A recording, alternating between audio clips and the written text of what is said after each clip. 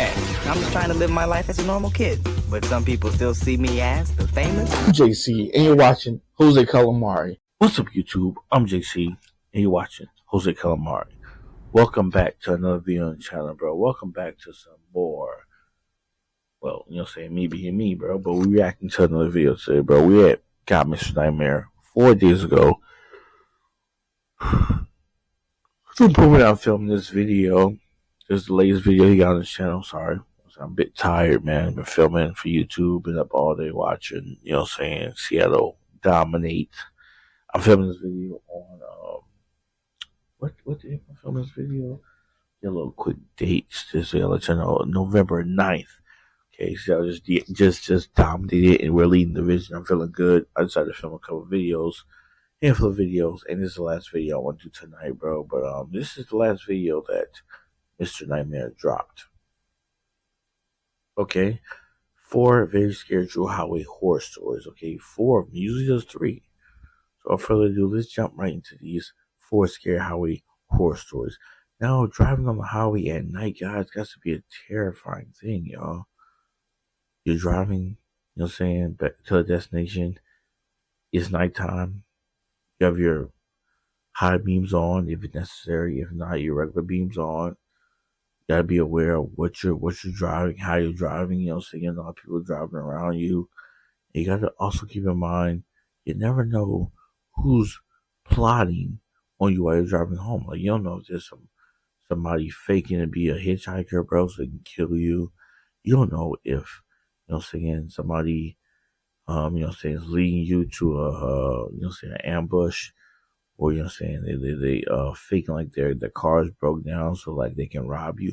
You never know nothing in 2025. So, hey, I guess these horror stories about highway, things is going to get to us today. So let me know in the comment section below if you ever had any situations where y'all was driving late at night or in the daytime or anything like that, where y'all felt like y'all was about to get robbed, or y'all was gonna have any highway horror stories yourselves. Let me know in the comment section below. Let's go.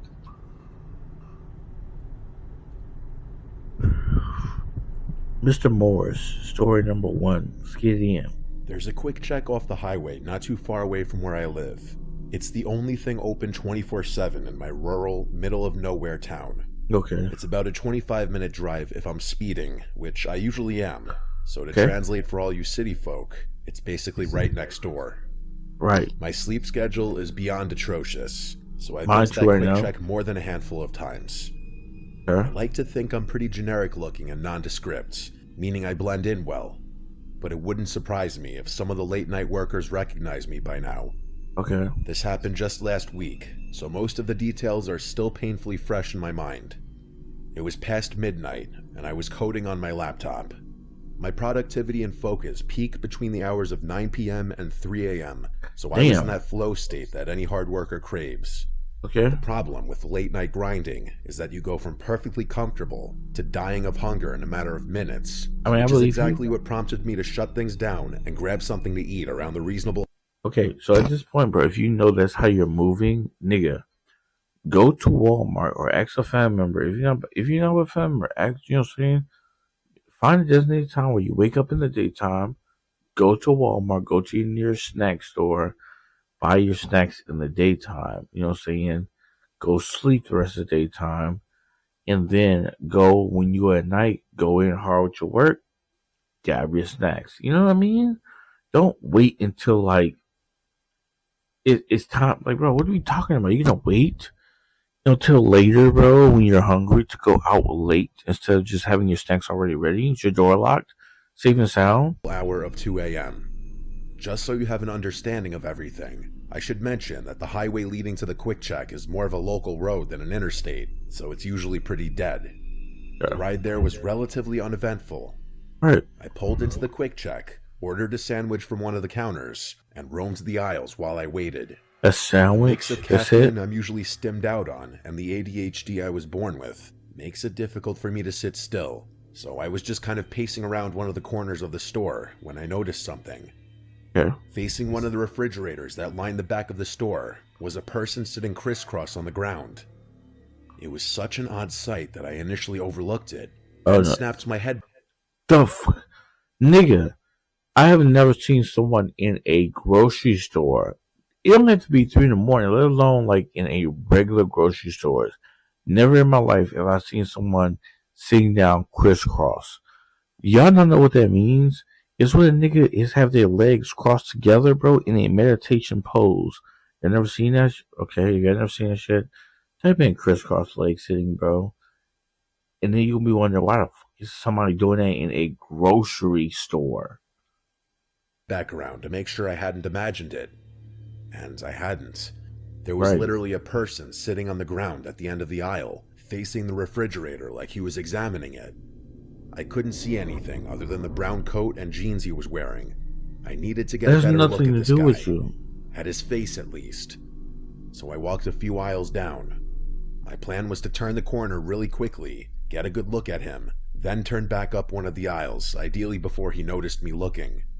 Staring at strangers so explicitly is obviously really rude, so I didn't want him to catch me doing it. Right. I was trying to be inconspicuous about it, or at least appear like I was browsing the snacks, but I guess I didn't do a good job of that, because as soon as I turned the corner to look at him, he whipped his head around and stared back at me. His movement was so abrupt that I actually froze up for a few seconds, forgetting what I was even doing there in the first place. And let me tell you, one look at this guy confirmed he was far from normal. Okay. Forget about the sitting on the ground and staring into the refrigerator. This guy was definitely on something, which I could tell from his abnormally wide eyes and the way he his on lip that was flock, though. vibrating, like it was fully quivering, almost as if he were cold. The people that flocking Except to it was 25. actually kind of hot in there, and he was also wearing a jacket.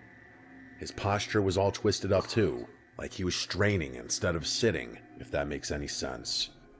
But the worst thing by far was the look he was giving me. He Okay. wasn't smiling, and he wasn't scowling either. He was staring blankly at me with this dead-eye stare that made it kind of seem like he actually was dead. The whole scene was freaky as hell. Right. After staring at each other for an uncomfortable amount of time, I finally averted my eyes and dipped up one of the aisles, eager to get my food and leave. It wasn't ready yet, though. I stood at the counter and waited. Nick. The anxiety was getting to me. So I angled myself to face the corner of the store where the guy had been sitting. I was half expecting him to emerge from one of the aisles, at which point I'm not sure what I would have done, but he never did. Eventually, my food was ready. I promptly left the store without another thought. I thought that was the end of it, but as I was turning to get back on the highway, I saw something move out of the corner of my eye. What's it? I glanced back towards the store and saw a person running full speed from the store entrance to the far end of the parking lot. I was already halfway onto the highway at that point, but Right. as soon as I saw what looked like a brown coat, I knew it was him. Okay. As I drove past the quick check, I looked over at it one more time to see that guy was now jumping into a truck. I didn't even want to imagine what a guy like that could possibly be rushing to do at 2 a.m. Okay, I was just right. happy I had nothing to do with it. Right. I sped off, just wanting to get home in peace. After a few minutes, the last of the fluorescent storefront lights faded into darkness behind me, and I was driving through desolate nothingness once again. I'm Okay. used to being the only car on the road when it's that late at night, which is Right. why it was so surprising when I noticed headlights in my rearview mirror. Do you know who it Even more is? surprising when I realized the headlights were getting closer. Okay, meaning they bet. were going faster than me, and I wasn't exactly driving the speed limit. Alright. My first thought was that I was about to get pulled over, so I instinctively slowed down a bit. The headlights kept approaching, and I knew what was about to happen. Police lights were about to start flashing, and my night was about to be ruined. But once Right. the car finally got close enough, I realized it wasn't a cop. Alright, It was now that what guy. you gonna do? That guy from the quick check. It was the same car from the parking lot. I've never been more certain of anything in my life. I slammed my foot back on the gas and got back up to speed. The guy behind me started flashing his lights at me and honking, and I didn't know what to do. Try and Keep outrun going. him or pull over and just pray that he'd keep going. I was in a sedan and he was driving a pickup truck, so I figured I could outrun him. The faster I went, though, the more terrified I became. I Okay. can only describe that feeling as true terror, the feeling that you're literally approaching death. By the time I'd gotten up to 100 miles per hour, the voice in my head was screaming that I was going to die if I kept accelerating. I swerved into the right lane, hoping he'd shoot by me, but instead, he actually swerved to stay behind me, Okay. I started slowing down with the intention of pulling over on the shoulder, but the moment I took my foot off the gas, the truck actually rammed into me. I grabbed the Whoa. wheel to stabilize the car and realized I was in a life or death situation. Are you The tripping? guy tailing me was trying to kill me. Everything was Obviously. happening so fast. I couldn't think. I knew he was going to try ramming me again, and at that speed, I knew I would be lucky not to spin out. I don't know if it was the terror or my survival instincts kicking in. What you The did? moment I saw him go for it, I swerved to the left and slammed on the brakes. The truck shot past me, and I watched as he swerved back and forth a few times before spinning out and shooting off the highway into the field. Despite Okay. how violently my hands were shaking and how terrified I was, You kept I going. forced myself to start driving again. Let's go. I sped the entire way home. As soon as I got inside, I called the police and reported the incident, although it's not like I could precisely describe where everything had gone down. Right. They took my statement anyway, and I was happy to give it. I know for a fact that Quick Check had security cameras in their parking lot, so I'm pretty confident they'll end up catching that guy. It's only Hope been so. a week since this happened, but I haven't heard anything yet. My car isn't dinged up too badly, but I still need to get it repaired. As for why in the world that guy had gone after me, You probably on your guess drugs. is as good as mine. I Probably just on hope I drugs. never see him again. It should be like that. People should be, bro. Nowadays niggas just be looking for an excuse to go fuck with you, bro.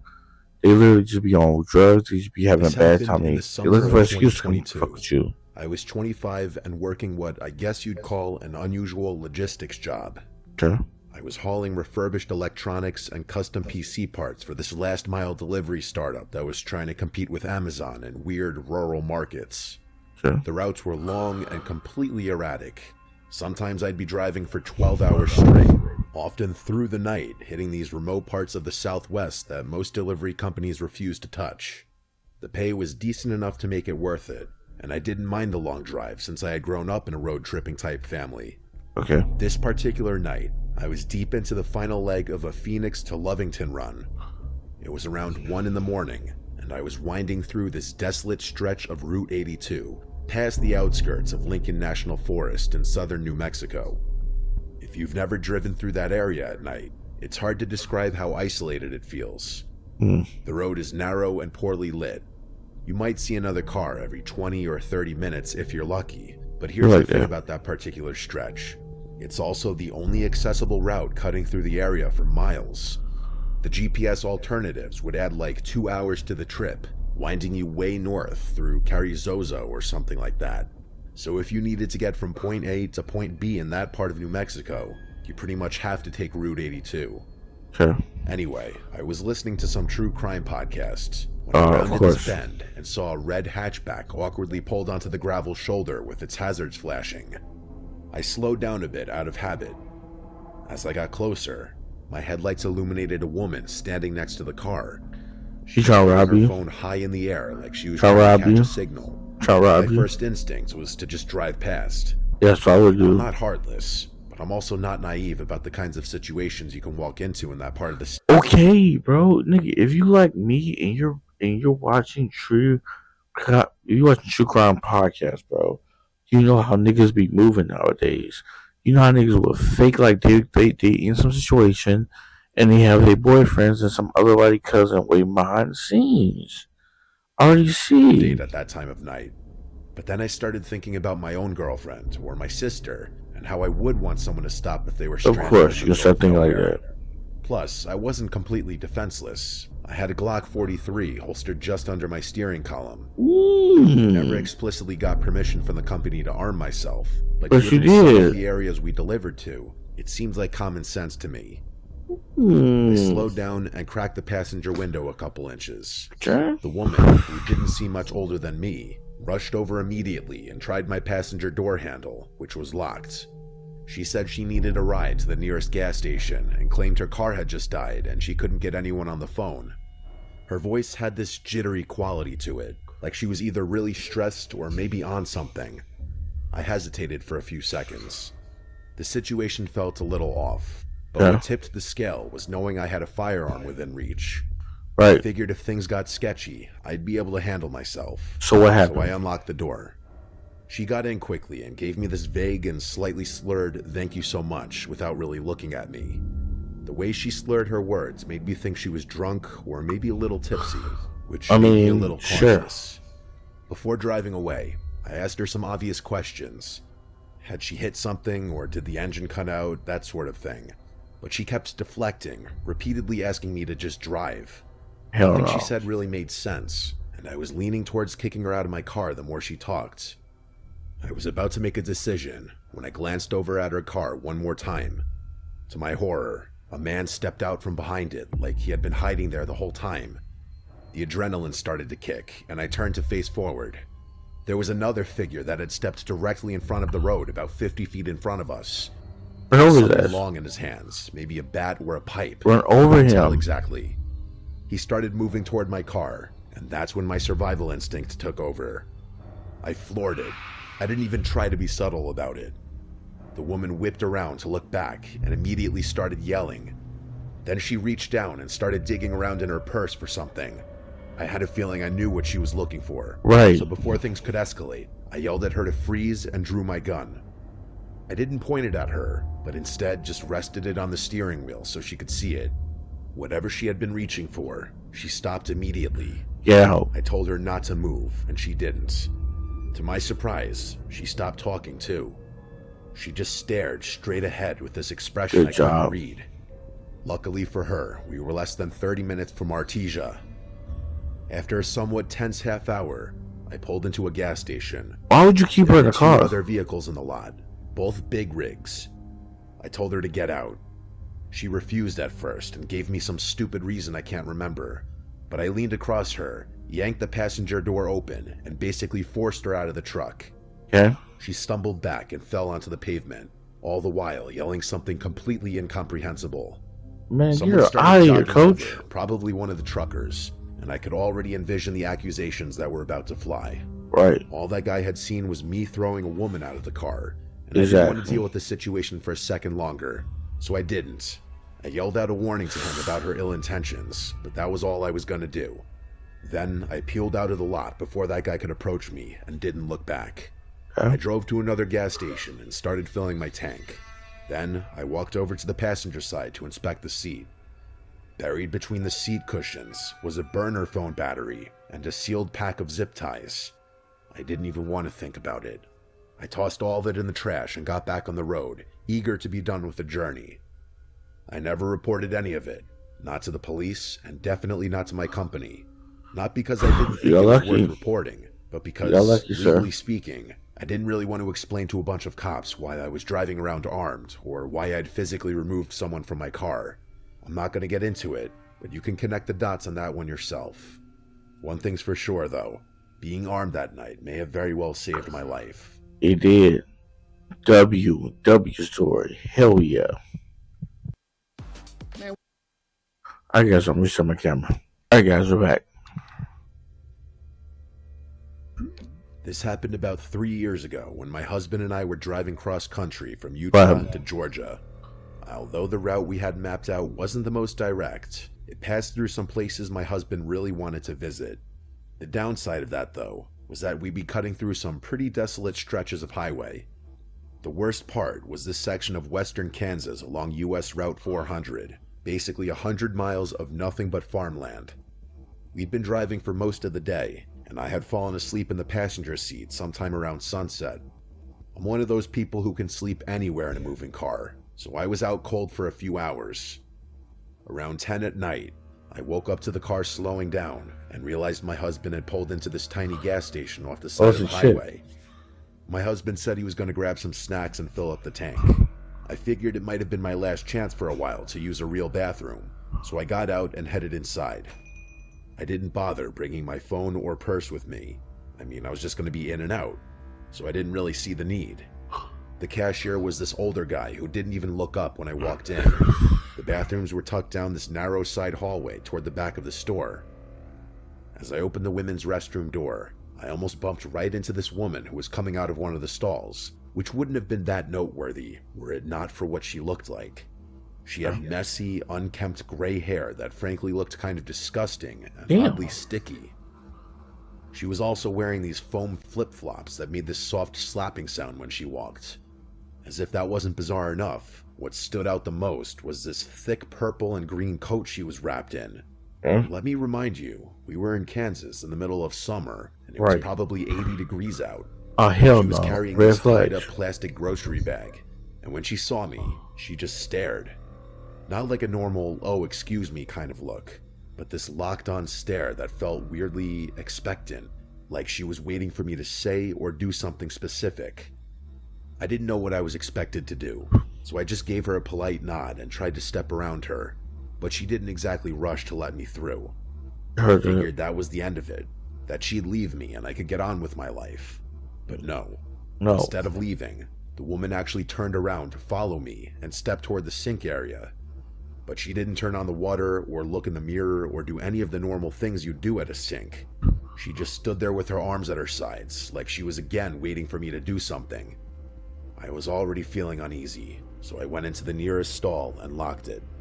The second I sat down, I immediately regretted not bringing my phone or anything with me. I had no way to text my husband if something went wrong. I was starting to Nigga, get you the have feeling to that think like something was that. definitely off about this woman. Bet. I sat there for what felt like a few minutes, just waiting for her to leave. Eventually, I heard the soft slap of her flip-flops moving toward the door, then the sound of the bathroom door opening and slamming shut. I waited a few extra moments to make sure she was really gone, and then I realized something. I could still hear breathing. Not my own, someone else's, coming from somewhere in the bathroom. It dawned on me that she had faked leaving. She Okay. must have opened and slammed the door to make it seem like she left, but she was still in there, standing silently somewhere near the exit, probably in the corner by the door, just out of Why? my line of sight. That's the real question. I didn't move. I sat in complete silence for a really long time, trying to quiet my breathing because I was terrified at the thought of her hearing me. The whole time, I kept thinking about how stupid I was for not bringing my phone. Yep. Eventually, the door was opened and closed again. The breathing stopped too, which sent a wave of relief over me. I still wasn't completely convinced though, so I waited for another half minute or so. Just as I was about to unlock the stall, I heard a huge gasp, like someone had just been holding their breath, followed by the bathroom door opening and closing again. Okay. That's when I truly started freaking out. That woman had pretended to leave the bathroom twice. I had absolutely no idea what she wanted, but the fact that she was playing these games with me made it clear that whatever it wasn't good. Right. I didn't know what to do. Part of me was sure she was gone, but if she had pretended to leave twice, it wasn't crazy to assume she had done it a third time. Finally, the suspense was killing me, and I couldn't take it anymore. I unlocked the stall as quietly as I could and stepped out, fully expecting to see her standing there, but the bathroom was empty. I washed my hands as quickly as possible and stepped out of the bathroom.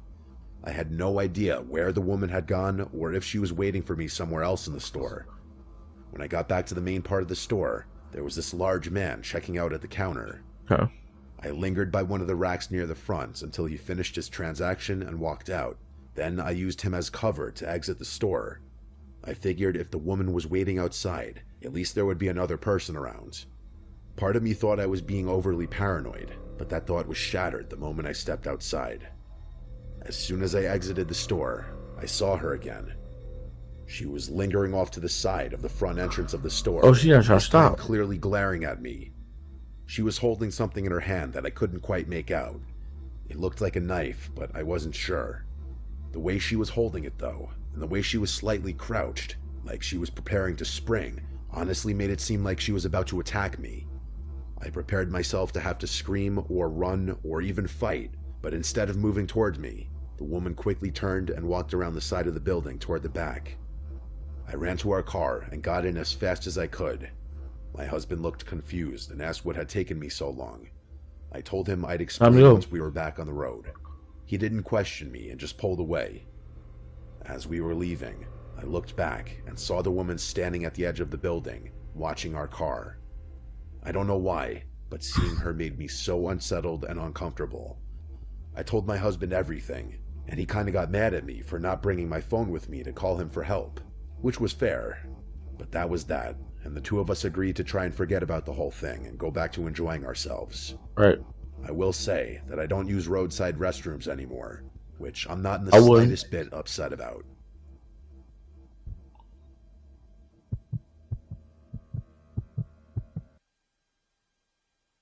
Oh crap. We was on story 3. Let's keep going. I'm gonna live with y'all, bro. I'm falling asleep in the video. My Smith Nightmare not Miss Nightmare bringing oh heat. This Fires the Face true freaking promo is bringing more heat than this video. They'll say true cybersecurity comes with trade-offs. That you're either too small for enterprise grade. Why is everyone ditching their old mattress for this one? I now understand why this viral Nectar mattress has thousands of 5-star reviews. Phone with me to call him for help, which was fair, but that was that, and the two of us agreed to try and forget about the whole thing and go back to enjoying ourselves. I will say that I don't use roadside restrooms anymore, which I'm not in the slightest bit upset about.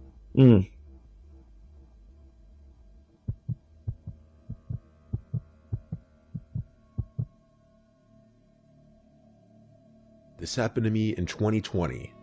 I was 24 at the time, working for a small logistics company. That's where I feel. My job was to deliver automotive parts between cities in the Midwest. Right. Most of the time it was easy work, long drives, this last story, and nobody breathing down my neck.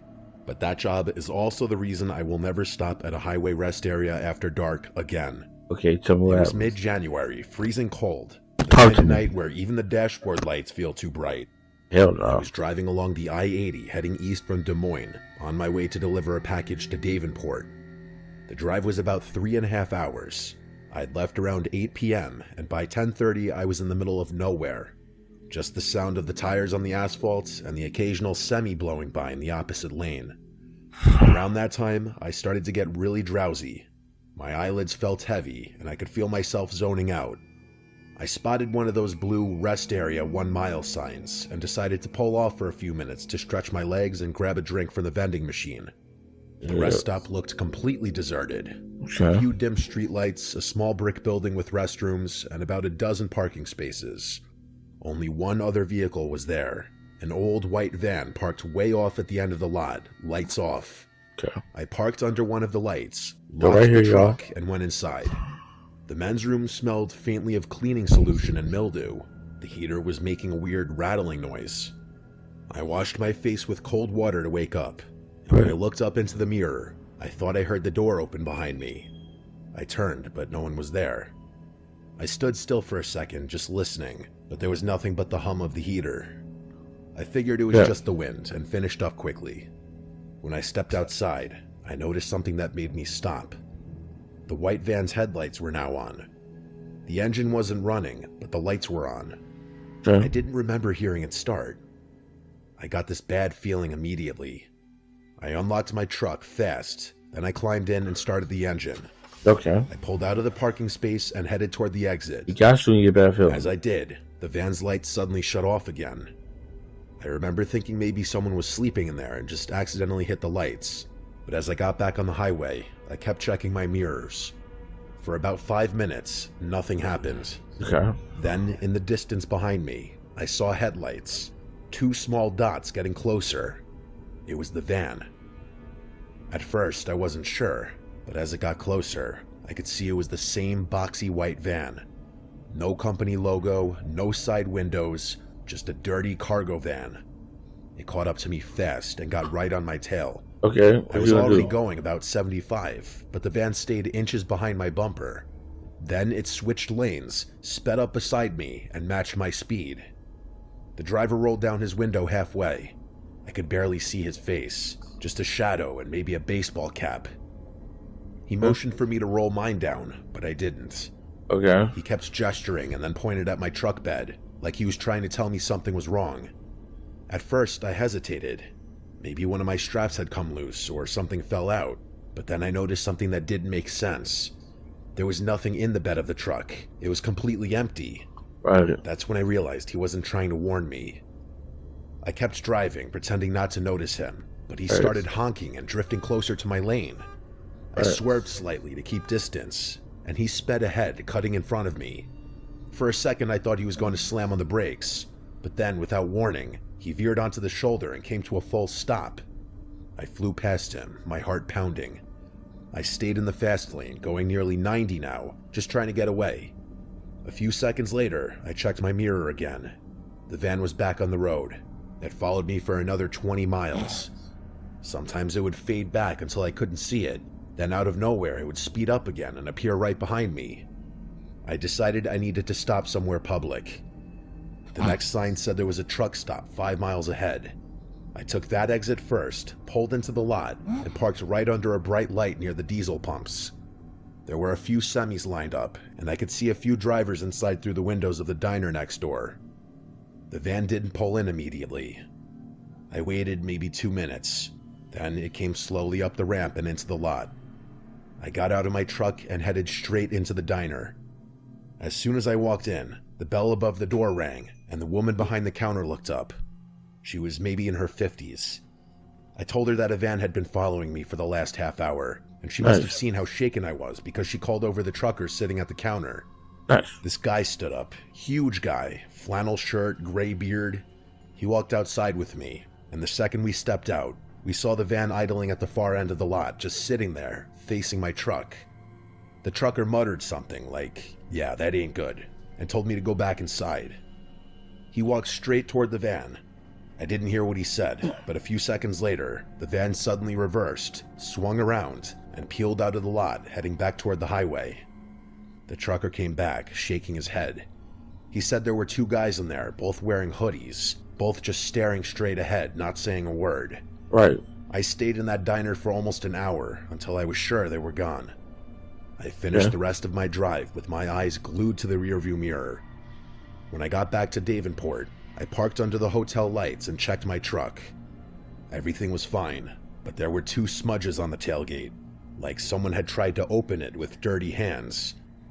I quit that job a few months later. Now, every time I drive long distance, I fill up before dark, bring snacks, and I don't stop unless it's somewhere crowded and open 24 hours.